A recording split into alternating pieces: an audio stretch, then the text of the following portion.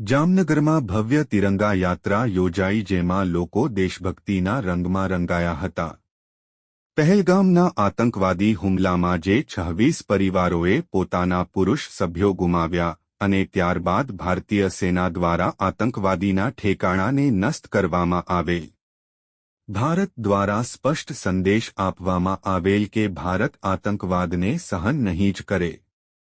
ભારતીય સેના દ્વારા જે જવાબી કાર્યવાહી કરવામાં આવી તેમાં આતંકવાદીઓના ટ્રેનિંગ કેમ્પ, રહેવાની જગ્યાઓ નષ્ટ થઈ। સેના દ્વારા જડબાતોડ જવાબ આપવામાં આવ્યો। આ તબક્કે જામનગરમાં વિવિધ સંસ્થાઓ દ્વારા 8 કિલોમીટર જેટલી લાંબી ત્રિરંગા યાત્રા યોજાઈ હતી। ભારતીય સેના દ્વારા ઓપરેશન સિંદૂરને સફળતા મળી। દાયકાઓથી ભારતમાં આતંકવાદ ફેલાવતા પાકિસ્તાનને કડક સંદેશ આપવામાં આવ્યો છે, ત્યારે ભારતની જનતા સેનાની સાથે છે તેવા સંદેશ સાથે જામનગરમાં ભવ્ય તિરંગા યાત્રાનું આયોજન કરી સેનાની કામગીરી, ઓપરેશન સિંદૂરની સફળતાને બિરદાવી સંદેશ પાઠવેલ કે દેશની જનતા સેનાની સાથે છે। આ ત્રિરંગા યાત્રામાં ભારતીય જનતા પાર્ટી જામનગર શહેર અધ્યક્ષ બીનાબેન કોઠારી, સાંસદ પૂનમબેન માડમ, ધારાસભ્ય Divesh Akbari, Rivaba Jadeja, mayor Vinod Khimsuriya, day mayor Krishnaben Sodha, દંડક કેતન નાખવા, શાસક પક્ષ નેતા આશિષ જોશી, શિક્ષણ સમિતિના ચેરમેન પરસોત્તમ કકનાણી, ડિસ્ટ્રિક્ટ કોઓપરેટિવ બેંકના ચેરમેન જીતુભાઈ લાલ, ગોવા શિપયાર્ડના ડાયરેક્ટર હસમુખ હિંડોચા સહિત પૂર્વ મેયરો, પૂર્વ ધારાસભ્યો, પૂર્વ પ્રમુખો, કોર્પોરેટર શ્રીઓ, માજી સૈનિકો, જિલ્લા હોમગાર્ડ ઉપરાંત વિશાળ સંખ્યામાં વિવિધ સામાજિક સંસ્થા દ્વારા આયોજિત આ ત્રિરંગા યાત્રામાં વિવિધ સંસ્થાઓના હોદ્દેદારો, પદાધિકારીઓ ઉપસ્થિત રહ્યા હતા। પહેલગામમાં જે ભારતીય નાગરિકો, જે પર્યટકો હતા, એમના ઉપર આતંકવાદી હુમલો થયો અને આ હુમલાના જવાબરૂપે ઓપરેશન સિંદૂર કરવામાં આવ્યું અને આતંકવાદીઓને મુંહતોડ જવાબ આપવામાં આવ્યો। એના સમર્થનમાં અને ઓપરેશન સિંદૂરને ની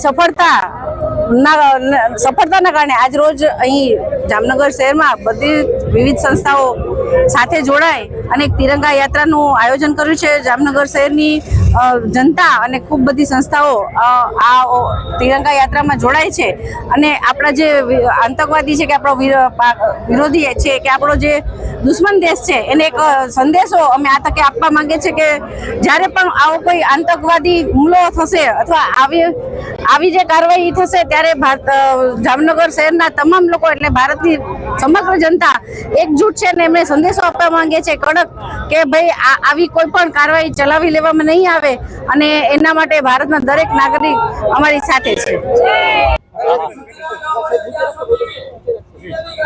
પહેલગામ ખાતે આતંકવાદીઓ દ્વારા જે નિર્દોષ ભારતીય નાગરિક ઉપર હુમલો કરવામાં આવ્યો અને એવા ભારતીય 26 પરિવારોના જે પરિવારજનો એટલે કે એમના પરિવારના પુરુષોને એ પિતાના રૂપમાં હોય, પતિના રૂપમાં હોય, દીકરાના રૂપમાં હોય, એની નિર્મમ જે હત્યા કરવામાં આવી એનો એક મજબૂત જવાબ આતંકવાદીઓ અને ઝીરો ટોલરન્સ ભારતે જે નીતિ મોદી સાહેબના નેતૃત્વમાં ટેરરિઝમ તરફ અપનાવી એનો એક મજબૂત જવાબ આપણા દેશના જાબાઝ સૈનિકોએ એટલે કે એરફોર્સ, આર્મી, નેવી અને બીએસએફ બધા જવાનોએ મળી અને મજબૂત જે જવાબ આપ્યો આતંકવાદીઓના કેમ્પ્સ ને જે નષ્ટ કરવામાં આવ્યા।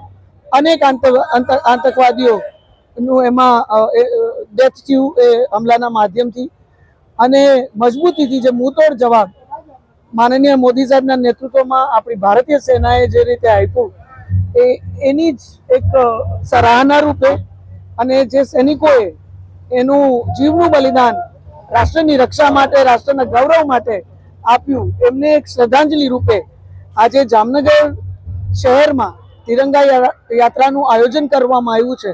આ આયોજન જામનગરની અલગ અલગ સંસ્થાઓ દ્વારા કરવામાં આવ્યું છે।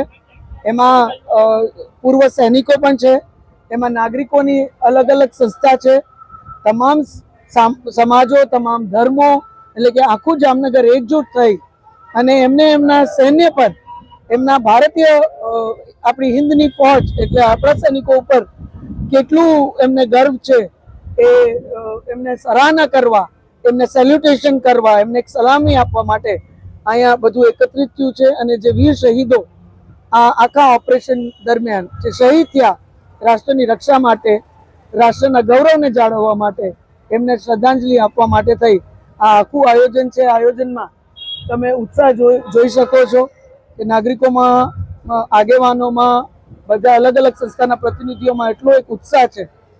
આમાં કોઈને કેવું નથી પડ્યું કે આ યાત્રામાં ભાગરૂપ રહ્યો. સ્વયંભૂ એ બહેનો હોય, ભાઈઓ હોય, યુવાનો હોય, એ તમામ ખૂબ મોટી સંખ્યામાં ઉમટી પડ્યા છે. અને માત્ર એક જ જજ્બા સાથે, એક જ વિચાર સાથે કે ભારત સામે કોઈ આંખ ઊંચી કરીને જોશે કે ભારત ઉપર કોઈ આપદા આવશે તો સમગ્ર ભારત એક છે અને ભારત એનો મુંતોડ જવાબ આપશે. આ બદલતું ભારત છે અને હવે ભારત કોઈ પણ જાતની આવી વાત, આવું ખાસ કરીને આતંકવાદને સહન નહીં કરે.